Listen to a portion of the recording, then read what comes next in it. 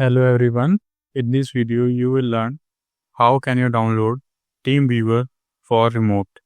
So for downloading it, click on window key and then search here Microsoft Store and then open it. Then go to search bar and search here TeamViewer. And here you can see TeamViewer remote. So now click on it. Now click on install for downloading it and just wait. It is getting ready.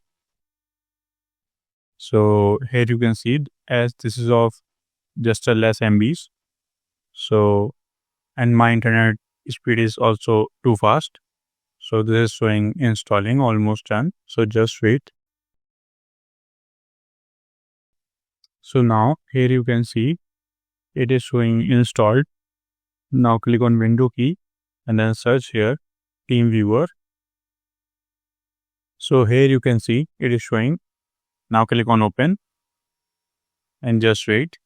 It will open in few seconds.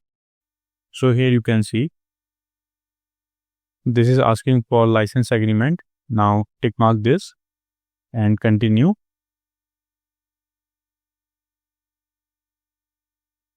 Okay, so this is also showing what's new in TeamViewer. You can check out this. I am clicking on OK. So just wait, it is loading.